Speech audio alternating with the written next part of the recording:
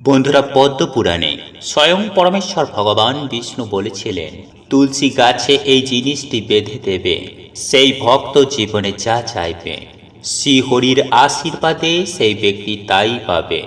বন্ধুরা, একই সঙ্গে ভগবান বিষ্ণু এও বলেছিলেন, তুলসী গাছের মূলে জড়িয়ে থাকা মাটি থেকে মানুষ কোটিপতি হয়ে যায়। আর এই মাসের মাহাত্ম্য সমস্ত মাসের মধ্যে অনেক অনেক বেশি। তাই বন্ধুরা, আপনারা যদি শাস্ত্র অনুযায়ী কিছু নিয়ম পালন করতে পারেন, তাহলে বন্ধুরা আপনাদের জীবনে এসে পড়বে ভগবান বিষ্ণুর বিশেষ কৃপা, যার ফলে আপনার সকল মনস্কামনা পূরণ হবে। সেই সঙ্গে সঙ্গে আপনারা সর্বকর্মে সফলতা পাবেন, জীবনে সুখ শান্তি সমৃদ্ধি থাকবে। হ্যাঁ বন্ধুরা, আপনারা একেবারে ঠিকই শুনছেন। আপনি যদি আপনার বাড়ির তুলসী তলায় এই জিনিসটি বেঁধে দিতে পারেন, তাহলে আপনার যেমন আর্থিক উন্নতি হবে অবধারিত, ঠিক তেমনই টাকা আসবে ঝড়ের বেগে।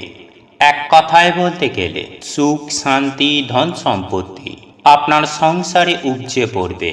তাই বন্ধুরা, এই নিয়মগুলো আপনারা কি করবেন এবং কি করবেন না, সকালে ঘুম থেকে উঠেই আপনারা কি মন্ত্র জপ করবেন, কোন কোন জিনিসগুলো আপনারা সকালে ভুলেও করবেন না, কোন কোন খাবার খাবেন না, এবং মনোবাসনা পূরণের জন্য আপনারা তুলসী গাছের গোড়ায় কি বেঁধে রাখবেন, এই সকল তথ্য আজকে আমি আমার এই ভিডিওটির মাধ্যমে আপনাদের জানিয়ে দেব। তাই এই প্রসঙ্গে বিস্তারিত জানার আগে আপনাদের বলে রাখি, আপনি যদি আমাদের এই চ্যানেলে নতুন হয়ে থাকেন, তাহলে চ্যানেলটি অবশ্যই সাবস্ক্রাইব করুন এবং পাশে থাকা নোটিফিকেশন বেল আইকনটি ক্লিক করুন। কারণ আমি বিভিন্ন প্রকার তন্ত্র মন্ত্র বশীকরণ, টোটকা বাস্তু টিপস, জ্যোতিষশাস্ত্র, পুজো আরাধনা এবং ব্ল্যাক ম্যাজিক করা নিয়ে নিত্য নতুন ভিডিও আপলোড করে থাকি, যা প্রয়োগ করার মাধ্যমে আপনার জীবনে থাকা সকল প্রকার সমস্যার সমাধান হয়ে যাবে। চলুন এইবার মূল আলোচনায় প্রবেশ করা যাক। তবে মূল আলোচনায় প্রবেশ করার আগে আপনারা যদি স্বয়ং পরমেশ্বর ভগবান শ্রীকৃষ্ণের আশীর্বাদ ও কৃপায় নিজেদের জীবনে সুখ শান্তি সমৃদ্ধিকে ধরে রাখতে চান, তাহলে জয় শ্রীকৃষ্ণ রাধে রাধে লিখে কমেন্ট অবশ্যই করবেন। বন্ধুরা, আমরা আপনারা প্রত্যেকেই জানি, সামান্য কিছু কাজ মানুষের দুঃখ কষ্ট জ্বালা যন্ত্রণা রোগ ব্যাধি দারিদ্রতাকে সুনিশ্চিতভাবে ধ্বংস করে দেয়। আবার বন্ধুরা, এই দিনে করা আমাদের কিছু কিছু ভুল আমাদের জীবনে ডেকে আনে চরম ভয়ঙ্কর দারিদ্রতা ও মহাবিপদ। এক কথায় বলতে গেলে আমাদের সৌভাগ্যের নাশ ঘটে এবং পরিবার লক্ষ্মীশ্রী হয়। ফলে পরিবারে নেমে আসে ঘোর অমঙ্গলের করাল ছায়া। তাই বন্ধুরা, সবার প্রথমেই সকালে ঘুম থেকে উঠেই আপনারা ভগবান বিষ্ণুকে স্মরণ করবেন। মাটিতে পা দেবার আগেই আপনারা ভগবান বিষ্ণুর বিশেষ এই মন্ত্রটি জপ করবেন। আর এই মন্ত্রটি হল ওম নমো ব্রহ্মণ্য দেবায় গ্লো ব্রহ্মণ হিতায় চ জগদ্ধিতায় শ্রীকৃষ্ণায় গোবিন্দায় নমো নমঃ। ওম নমো ব্রহ্মণ্য দেবায় গ্লো ব্রহ্মণ হিতায় চ জগদ্ধিতায় শ্রীকৃষ্ণায় গোবিন্দায় নমো নমঃ। বন্ধুরা, এই মন্ত্রটি আপনারা অন্ততপক্ষে 3 বার জপ করবেন। আর যদি আপনারা সকালে ঘুম থেকে উঠে মন্ত্রটি জপ করতে না পারেন, তাহলে অন্ততপক্ষে স্নান করে এসে হলেও এই মন্ত্রটি জপ করুন। সেই সঙ্গে সঙ্গে সকালে ঘুম থেকে উঠে আপনারা কোন কোন জিনিসগুলো আপনারা এড়িয়ে যাবেন সেগুলি জেনে রাখুন। বন্ধুরা, সকালে ঘুম থেকে উঠে কোনো কিছু দর্শনের আগে ভগবানের দর্শন করুন। তাই ঘুম থেকে উঠেই আপনারা ফাঁকা কলসি দেখবেন না, ঝগড়া ঝামেলা বা অশ্লীল কিছু দেখবেন না। এই পবিত্রতম দিনে আপনারা যতটা পারবেন এই সব জিনিসগুলি থেকে দূরে থাকুন।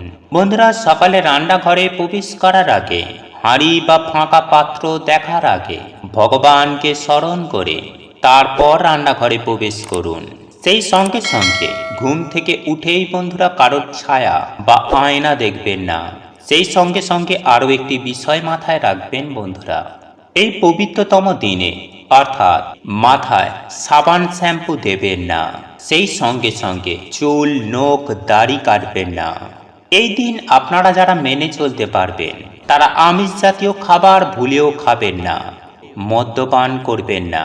যাই হোক বন্ধুরা, চলুন এইবার আমি আপনাদেরকে জানিয়ে রাখি তুলসী গাছের গোড়ায় আপনারা কি বেঁধে রাখবেন যাতে আপনাদের সকল মনোবাসনা মনস্কামনা সুনিশ্চিতভাবে পূর্ণ হয়। সবার প্রথমেই আমি আপনাদের বলে রাখি বন্ধুরা, শাস্ত্র অনুসার নিত্য তুলসী মহারানীর পুজো আরাধনায় মানুষের দুর্ভাগ্যের নাশ হয়, কারণ তুলসী মহারানী হচ্ছেন ভগবান বিষ্ণুর পত্নী। একটি লাল ওড়না যা দেবী মাকে অর্পণ করা হয় তা এনে আপনাদের মনোবাসনা মনস্কামনা জানিয়ে তা তুলসী গাছে জড়িয়ে দিন। যে কোনো বৃহস্পতিবার দিনেও করতে পারেন বন্ধুরা।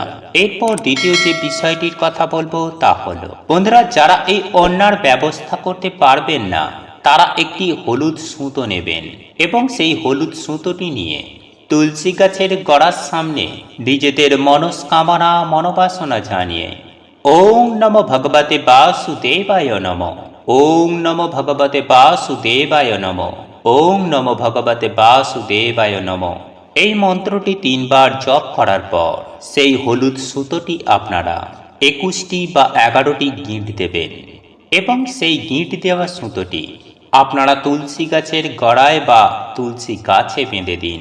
যখন আপনাদের মনস্কামনা মনোবাসনা পূর্ণ হবে তখন সেই সুতোটি আপনারা খুলে কোনো প্রবাহমান জলাশয়ে ভাসিয়ে দেবেন।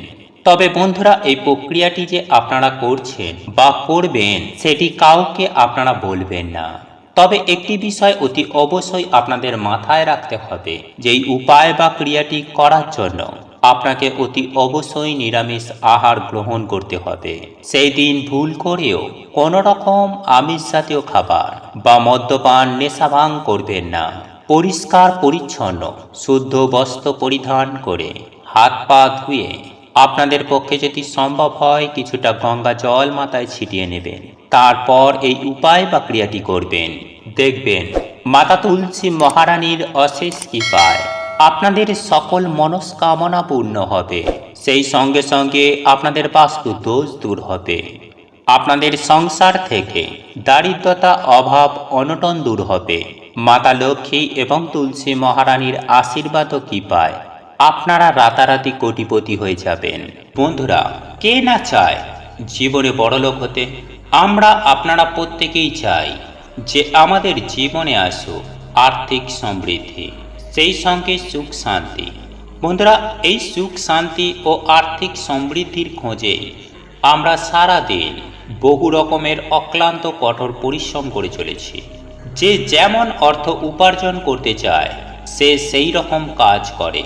বন্ধুরা, অনেকেই প্রচুর পরিমাণে অক্লান্ত কঠোর পরিশ্রম করে, পরিশ্রমের পর তারপর পরিশ্রমের ফল পায়। কিন্তু আবারও কখনো কখনো দেখা যায় যে পরিশ্রমের ফল ঠিক মিলছে না। পরিশ্রমের ফল ঠিক না মেলার জন্য জীবনে আসে বাধা বিপত্তি।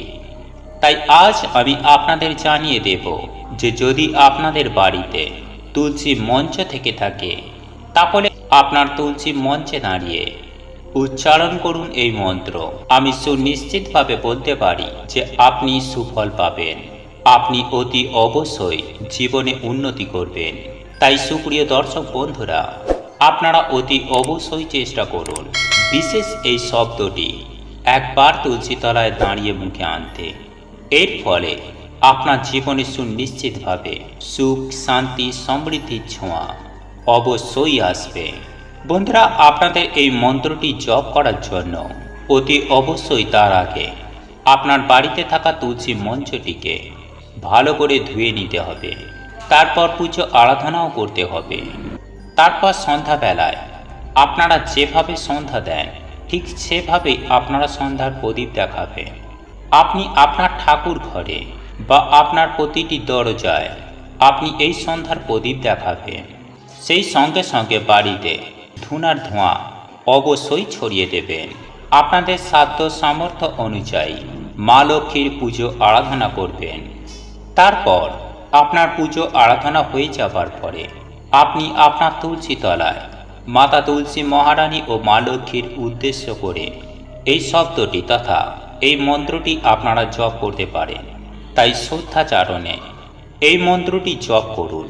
আর সেই সঙ্গে একটু খেয়াল রাখুন যাতে আপনার এই কাজে কোনো প্রকার ব্যাঘাত না ঘটে। বন্ধুরা, সেই সঙ্গে আমি আপনাদের আরও একটি বিষয় জানিয়ে রাখি যে আপনাদের তুলসী তলায় অর্থাৎ তুলসী মঞ্চের আশেপাশে কখনোই নোংরা আবর্জনা স্তূপ করে রাখবেন না। সেই সঙ্গে সঙ্গে আপনারা আপনাদের তুলসী মঞ্চের পাশে জুতো খুলে রাখবেন না।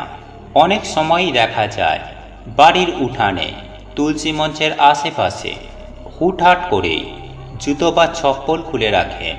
এটি অত্যন্ত খারাপ। এই দিকটি বিশেষ করে আপনারা নজর রাখবেন। সেই সঙ্গে সঙ্গে বন্ধুরা, অনেকও বাড়িতে দেখা যায় যে তুলসী গাছ রয়েছে, তুলসী মঞ্চ রয়েছে এবং তুলসী গাছের কাছেই ভিজে জামা কাপড় শুকাতে দেওয়ার জন্য ঝুলিয়ে দেওয়া হয়। বন্ধুরা, এই পরনে ভিজে জামা কাপড় যাতে না এই তুলসী গাছের স্পর্শ হয় সেই দিকটিও অতি অবশ্যই খেয়াল রাখবেন। তাই সব থেকে ভালো হয় যে তুলসী গাছের আশেপাশে জামা কাপড় ঝুলিয়ে রাখবেন না বা ভিজে জামা কাপড় শুকাতে দেবেন না। আর আপনাদের ওই ভিজে জামা কাপড় যদি বারংবার তুলসী মহারানীর গায়ের স্পর্শ হয়, এর ফলে তুলসী মহারানী আপনার প্রতি, আপনার পরিবারের প্রতি অত্যন্ত ক্রুদ্ধ হবেন। তাই সদা সর্বদাই তুলসী মঞ্চকে পরিষ্কার করে রাখবেন এবং নিয়মিত তুলসী গাছে জল নিবেদন করবেন যাতে আপনার বাড়িতে থাকা তুলসী মঞ্চের তুলসী গাছটি সবুজ ও সতেজ থাকে। যাই হোক বন্ধুরা, এইবার জেনে নেওয়া যাক যে কোন সেই বিশেষ মন্ত্র যেটি আপনি আপনার তুলসী মঞ্চের সামনে দাঁড়িয়ে উচ্চারণ করবেন। আর্থিক সৌভাগ্যের জন্য আপনাকে উচ্চারণ করতে হবে বিষ্ণু মন্ত্র। তাই অতি অবশ্যই আপনি আপনার তুলসী মঞ্চের সামনে দাঁড়িয়ে বিষ্ণু মন্ত্র উচ্চারণ করুন। মন্ত্রটি হল ওম নমঃ নারায়ণ নমঃ, ওম নমো নারায়ণী নমঃ, ওম নমঃ নারায়ণী নমঃ।